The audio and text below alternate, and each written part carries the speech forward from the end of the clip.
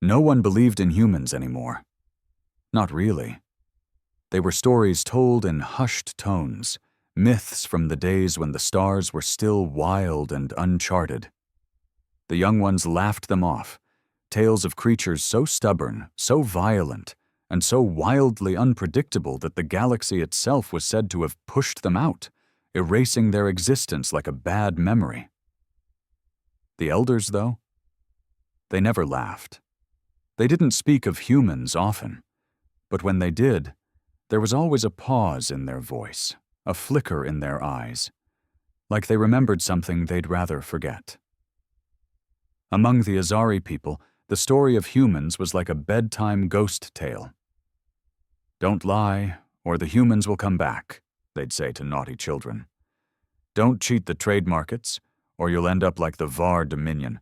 The humans didn't spare them either." But that was all it was. Folktale. Until the silence broke. It started with a signal. Just a weak transmission picked up on the outer rim of Sector X-12, close to what was known as the dead space. A transmission that repeated one phrase over and over: "This is Earth Command. We are returning." Most brushed it off as static, a prank, maybe a leftover automated probe from a forgotten war. But the Zarn Intelligence Collective picked it up and didn't like what they heard. Machines don't fear stories, unless they come with data. And this signal carried metadata that didn't make sense. The code embedded in it was human, or at least something terrifyingly close.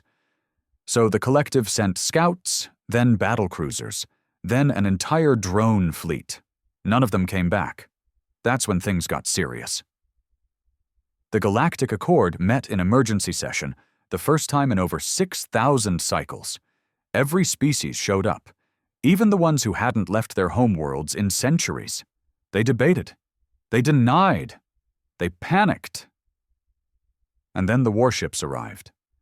They didn't look like anything the galaxy had ever seen. No curved elegance, no polished chrome, no unnecessary design. Just dark, massive monsters, engine trails that burned like dying suns, hulls that looked like they'd been carved from black stone. No insignias, no greetings, no demands. They didn't need to speak. One by one, orbital defenses fell. Silent, precise, not just destroyed, humiliated. Whole fleets blinked out of the stars without ever getting a lock. AI cores went dark. Fleets surrendered before even seeing the enemy. Rumors spread like fire. They don't use shields. They are shields. They upload viruses through quantum space. They took down a worm gate without firing a shot. By the time the ships reached the capital world of Velmora Prime, the galaxy wasn't laughing anymore. And then came the message. One broadcast in every language, every code, every neural interface and auditory channel across the stars. It said, "You erased us. You hunted us. You wrote our extinction into your history books. We were myths to you. Now we are memory. We are back, and we do not forget." Panic turned into terror, but amidst the chaos, some remembered. The old Azari priestess, eyes clouded with age, whispered to no one in particular. They warned us. The humans don't come to talk. They come to finish. Far away, on a mining station orbiting the ice planet Tyrix, a young mechanic stared out the viewport.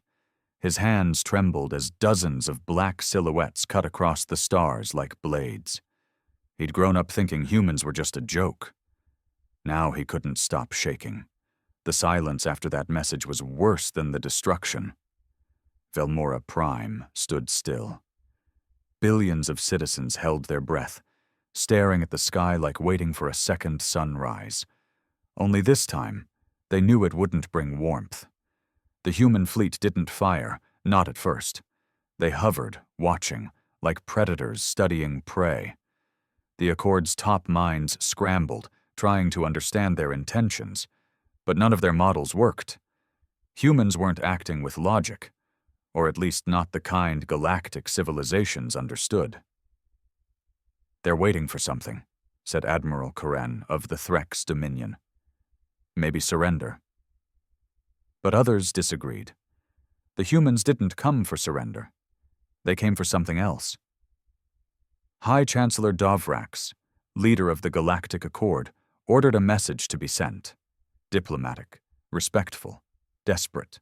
It began with, "We welcome you back," and ended with, "Let us coexist in peace." The humans didn't answer.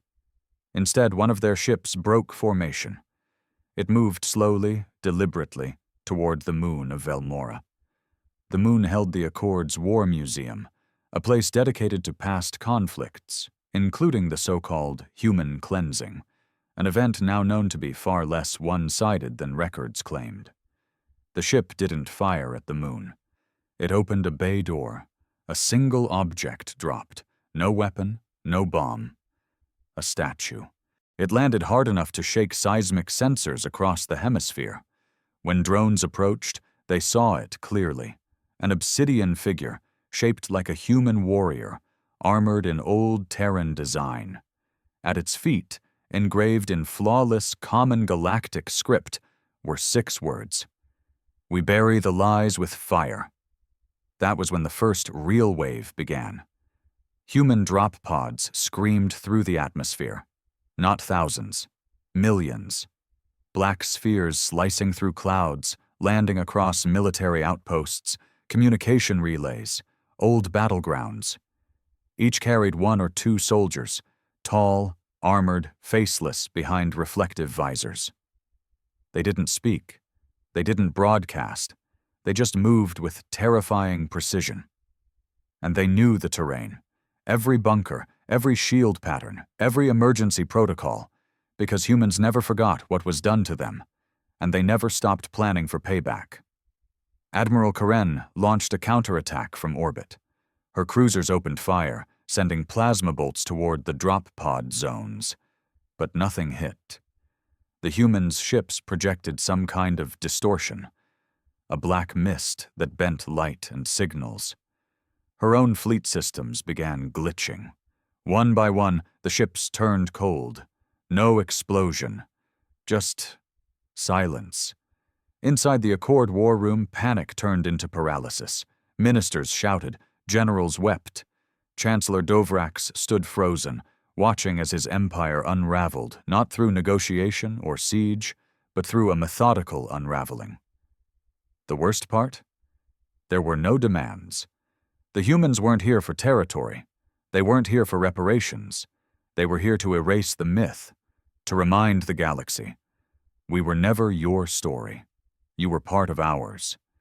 And in the mining station above Tyrix, the young mechanic, Rez, found himself drafted by a force he didn't understand. The humans hadn't touched Tyrix yet, but their ships hung above the planet like executioners waiting for the rope to swing. Rez watched as the local governor tried to send messages to the human ships. No response. Then came a flicker on the screen. A single word. Survivors. No one knew what it meant, but Rez felt something in his gut. This wasn't a war of revenge. It was a reckoning. The word survivors didn't make sense at first. It hung on the monitors like a warning written in blood. Cryptic, cold, final. People across the station whispered theories. Maybe the humans were identifying themselves. Maybe they were looking for their own kind left behind. Or maybe, and this sent chills down Rez's spine, they were searching for collaborators, those who had helped erase them. Tyrix had always been a backwater planet. Icy, isolated, only good for mining rare crystals. It wasn't part of the human cleansing wars, at least not directly, but after that message the governor's face went pale. He locked himself in the control room and refused to speak to anyone. Rez watched the broadcasts like everyone else. Footage leaked from Velmora showed human infantry, silent, fluid, almost like ghosts, moving through cities untouched by fire. They didn't destroy everything, just certain things. Statues, libraries, government buildings, especially anything that contained official history. Entire archives were erased, wiped clean, not hacked, not burned, erased. No trace left, no backups. It was like the humans were removing the lie at its roots. Back on Tyrix, tension thickened. Ships stopped coming. Communications were jammed. The station's upper class started hoarding supplies. Armed guards appeared at exits. The miners, people like Rez, were told to keep working. But no one believed in the system anymore. One night, Rez was fixing a damaged coolant line in sub-level 9 when he stumbled on an old maintenance panel behind a bulkhead. It hadn't been used in years. Curious, he pried it open and found something strange. A body, or at least what was left of one, mummified, wrapped in rags. The bones were strange, longer limbs, broader shoulders, a single dog tag hung from its neck. J. Navarro, United Terran. Front Rez stumbled back, heart thudding. A human? He didn't call security. He didn't even tell his co-workers. Something in him screamed to keep quiet. He took the tag and left the body untouched. Later that night, he stared at it in his bunk, tracing the letters with his thumb. How had a human corpse ended up on Tyrix? The next morning, the human ships moved. One descended into the lower atmosphere, directly above Tyrix Station. No weapons deployed, no troops dropped, just a signal. "We are aware." 3 words, that was it. But those 3 words shattered whatever illusion remained. The governor tried to flee. His shuttle exploded before it left the hangar. Then came the second broadcast. It was a recording, years old, buried in a file that shouldn't have existed anymore. The governor, much younger, laughing in a bar on Velmora, bragging about cleaning up a crash site, one where some filthy Terrans tried to hide. He spoke of burying bodies in Tyrix tunnels. Rez watched in stunned silence. So did everyone else. Suddenly, Tyrix wasn't innocent. It wasn't a forgotten rock. It was a graveyard, a secret one. And the humans knew. Rez understood now what survivors meant. The humans weren't looking for allies. They were looking for the truth. For those who survived the cleansing. For the ones who hid. And maybe, just maybe, for those willing to remember. Outside, the human ship hovered, unmoving. Its black hull gleamed with frost and firelight. Rez stared up through the cracked dome of the station and whispered, "What do you want from us?" The answer didn't come in words. That night, every system on the station shut down, and a figure appeared in sub-level 9, alone. Human. He stood there, surrounded by silence, like the whole world had stopped spinning just to watch. Rez had never seen a human before. Not in real life. Only in old, distorted images, tall shadows in dusty archives, faces blurred by time or erased entirely. But this one was real. He wasn't wearing the black armor like the others. Just a simple dark coat, worn boots, a utility belt, and something strange on his shoulder. A symbol, 2 broken wings, wrapped around a burning star. His face was unreadable, calm, but with a weight behind his eyes, like he carried 1,000 stories no one wanted to hear. Rez didn't move, didn't breathe. The human raised a hand, not in threat, but something closer to acknowledgement, maybe even peace. Then he spoke. "You found Navarro." Rez's throat tightened. The dog tag. The body. How did he— "You carry it," the man added, glancing at Rez's chest.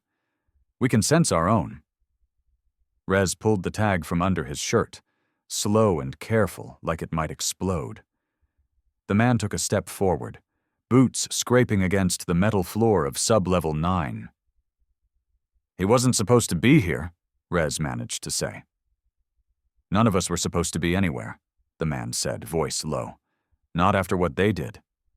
Rez swallowed hard. "Why are you here? I mean, why now?"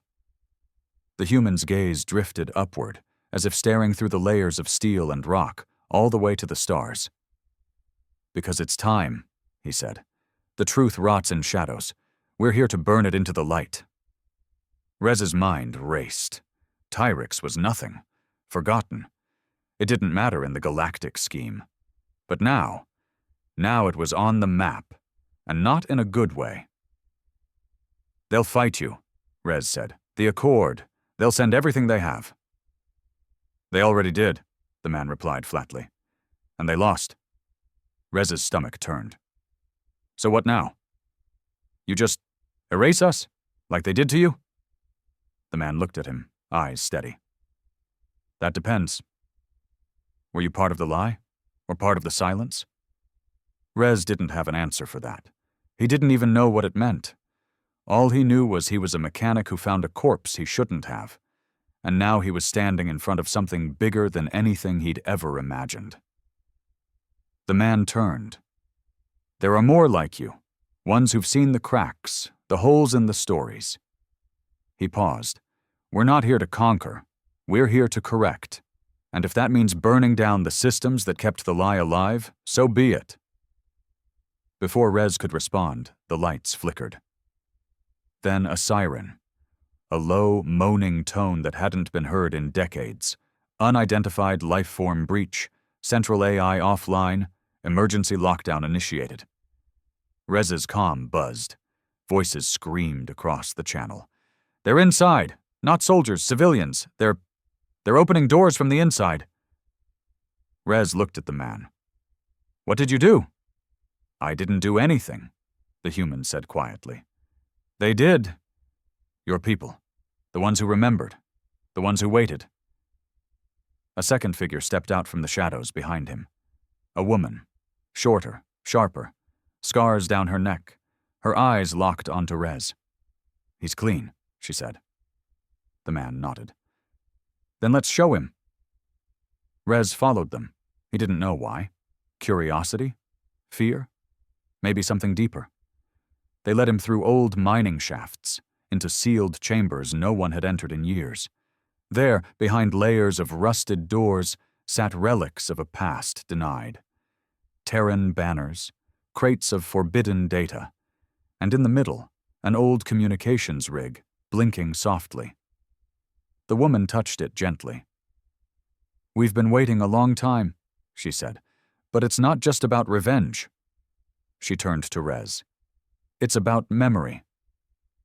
Rez had never seen tech like this before. The room was buried deep, far below Tyrix's mapped levels. It was ancient, sealed behind bulkheads coated in frost and carbon scoring, like someone had tried to destroy it, then gave up.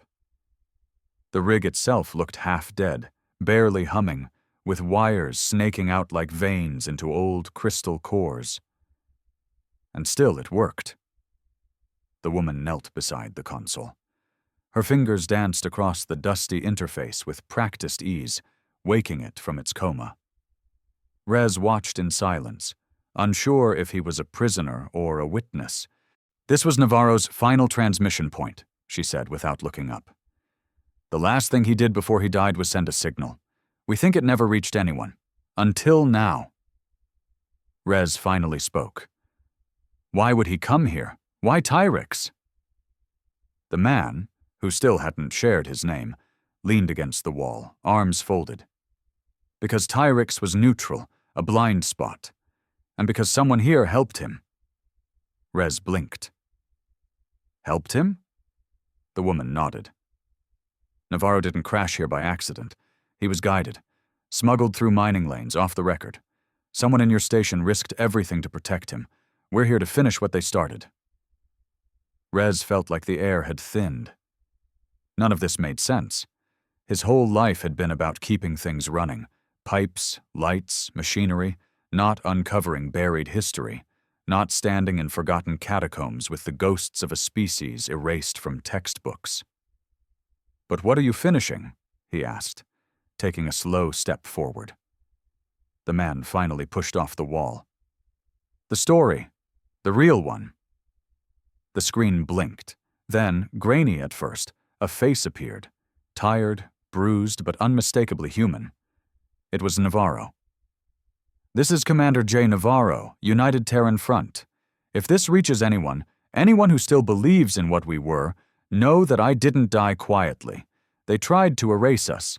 They told the galaxy we were monsters. Maybe we were, but we were alive. And that matters more than any lie." He coughed, blood staining his lips. "If Earth is gone, if no one else made it out, let this recording be proof. We were here. We fought. We bled. And we remember." The screen faded to black. The woman's voice was soft. "He died a few hours after that, alone, broken, believing no one would hear him." Rez swallowed the lump in his throat. It was too much, too fast, too heavy. "So you're doing this for him?" "No," the man said. "We're doing it for everyone like him.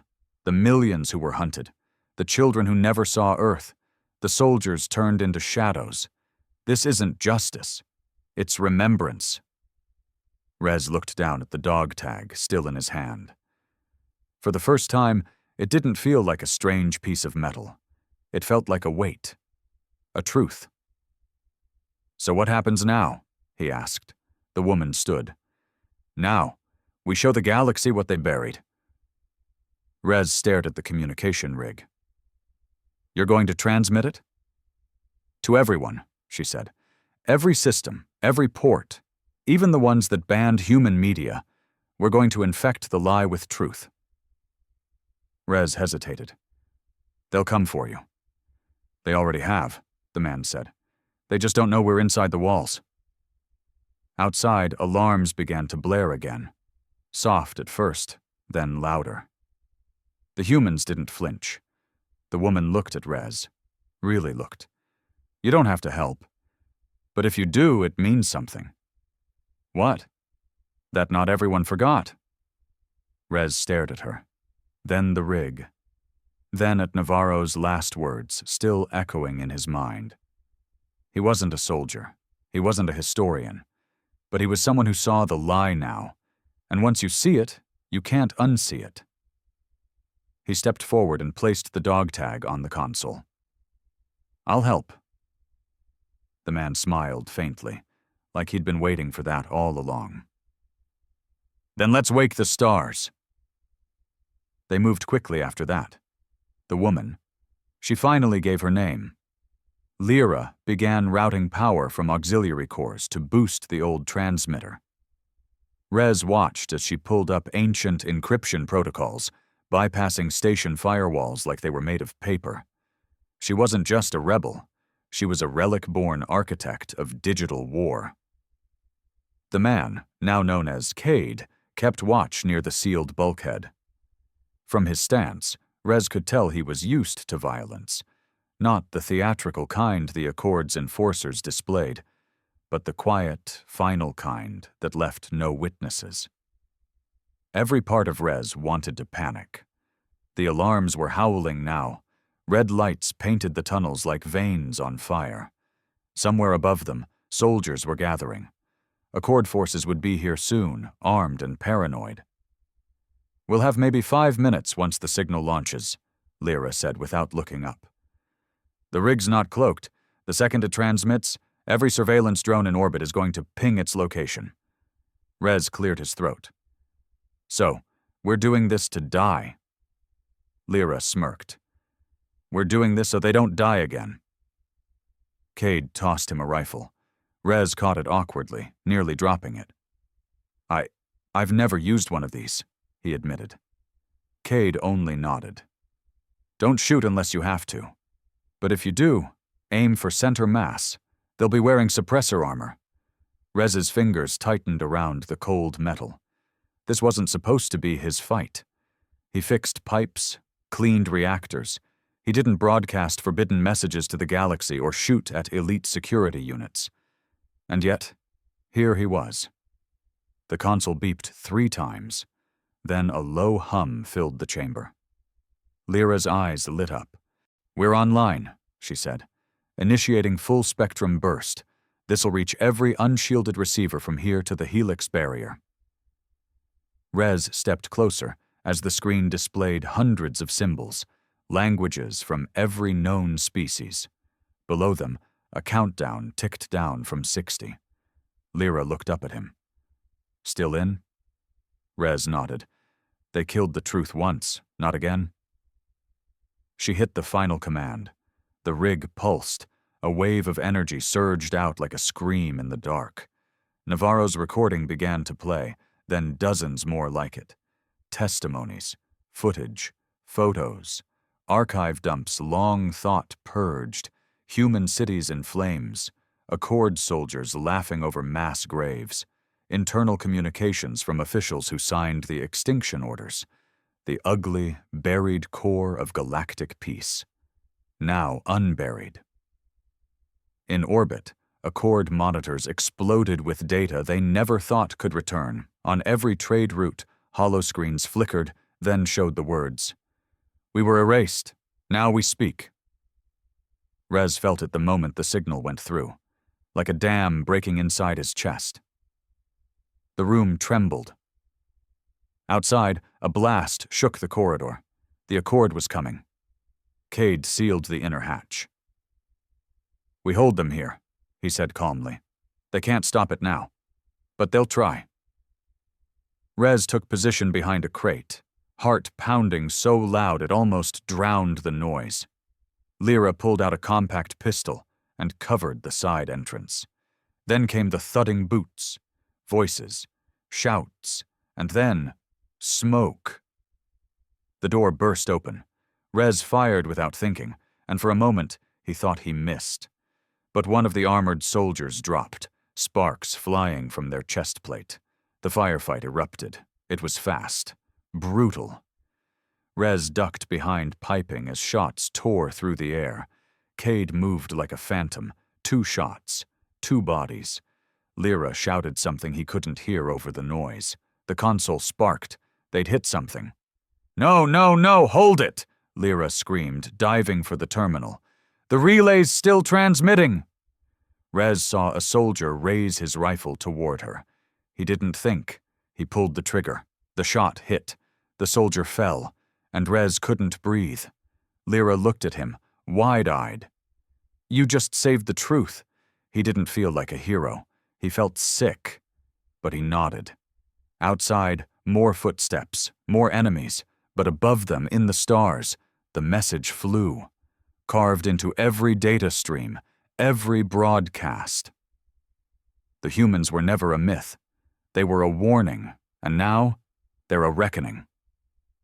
The stars trembled with revelation. Across the galaxy, the message spread like wildfire through vacuum. Entire networks crashed under the weight of incoming data. Civilian hubs blinked in and out of operation. Military AI flagged the transmission as Level 9 forbidden content. And still, it reached billions. On Vol 4, a history professor dropped her tablet as images of Terran children in cages flashed across her screen. She'd taught for 20 years that humans were savages, uncivilized aggressors destroyed for the safety of the stars. Now she watched a human mother shielding her baby during a bombardment she'd been told never happened. In the capital domes of Satari Prime, protests exploded within hours. Young ones, born after the war, marched with stolen banners showing Earth's crest. They shouted one word in every dialect: lies. In military stations, soldiers hesitated to follow orders. One squad refused to fire on demonstrators. Another broke into their own records room, searching for classified archives, and leaked them. The galaxy had prided itself on order, on unity. But it had built that unity on a graveyard, and the ghosts had started to speak. Back on Tyrik's station, Rez's body ached. Smoke choked the air in the transmission chamber. Lyra was crouched by the console, frantically rerouting power after another hit blew half the system offline. Cade had a gash on his side, dark blood soaking into his coat, but he moved like it didn't exist. Rez's hands were slick with sweat, and maybe blood. He couldn't tell anymore. I think we're surrounded," he said, ducking as a blast ripped a piece of piping from the wall above him. "We were always surrounded," Cade growled. "The difference is now they're afraid." Rez swallowed hard. Of 3 people in a frozen cave? No, Lyra muttered. Of the truth being free. She slammed a key, rerouting the last power bank to the transmission relay. Sparks shot up, lighting her face in orange glow. Final packet launching now. The console let out a long beep. Transmission complete. They did it. Lyra collapsed against the wall, exhaustion pulling her limbs like gravity. Outside the room, the Accord forces went silent. No more shots, no more shouting, just a quiet shuffle. Waiting. Then, a message came in, from space, from the Terran fleet. Cade opened the comm, his face unreadable. A woman's voice came through. Cold. Calm. Tyrek Station, this is Earth Command. We received the burst. Your actions have ignited over 93,000 sub-networks. Accord censorship is failing. Stand by for retrieval. Rez blinked. Retrieval? You're sending ships? Lyra asked, sitting up. Number we already sent them. Just then, the ceiling shook. Rez ran to the viewing port, cracked but still intact, and there, piercing through the clouds, came the warships. Not sleek, not quiet. Colossal. Ships shaped like iron bones and ash. Burned emblems on their sides. Their engines didn't hum. They growled, like thunder waking from a long slumber. Accord fighters scrambled. They didn't last 3 seconds. The Terran fleet didn't fire first. They simply arrived. And the message was clear. We are not the hunted anymore. We are the storm. The soldiers outside the room laid down their weapons, one by one. You could hear them clatter against the floor. The door slid open slowly. But it wasn't a firing squad. It was Accord soldiers, hands up, and behind them more civilians. Miners, engineers, people Rez had worked beside for years. None of them looked at him the same way. One of them, an older tech named Baron, stepped forward and said, voice shaking, "We thought they were monsters." Rez nodded. So did I. Baron looked up at the sound of approaching boots, heavy, disciplined, echoing with the sound of iron justice. Terran Marines entered, black-armored and wordless. They saw Cade and Lyra, they saw Rez, and nodded. Cade stepped forward and said only 2 words. Truth holds. The air on Tyrek Station had changed. Where once there was fear and silence, now there was stillness. But not the hopeless kind. This was the stillness that came after a storm, when everything broken could finally be seen in the open. Terran Marines moved through the halls like shadows of judgment. They didn't speak, didn't boast, didn't touch anything unless necessary. Their presence wasn't to conquer, but to witness. Their armor bore the scars of extinction, but their steps carried purpose. Rez sat on the edge of the sub-level 9 platform, feet dangling over a maintenance ledge. Below him, a recovery vessel hovered.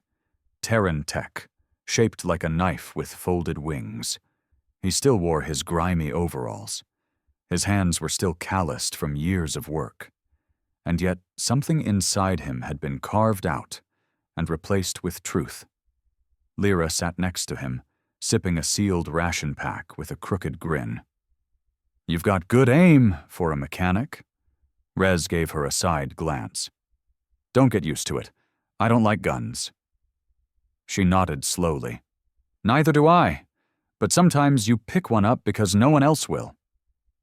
Below them, survivors from the station were being processed, not imprisoned, not punished, just talked to. Every person was given a choice: testify or walk away. Most chose to talk. Some wept. Others simply nodded, broken by the weight of a lie they didn't even know they carried. Rez had already spoken to the Terran officer leading the operation. A woman named Vela. Her voice had the calm of someone who'd lost too much to raise it anymore. She'd listened to his account, nodded only once, and said, "You did what billions wouldn't." He hadn't known how to respond. Cade joined them, his side bandaged, movements stiff but steady. He sat down on Rez's other side without a word. For a few moments, none of them spoke. The stars above Tyrix were clearer now. The distortion fields were gone, no longer hiding truth from space. Rez finally broke the silence. What happens next? Cade stared ahead. The galaxy fractures. Lyra added, The Accord will call it terrorism. Some planets will riot, others will try to erase us again, but this time they can't kill the message.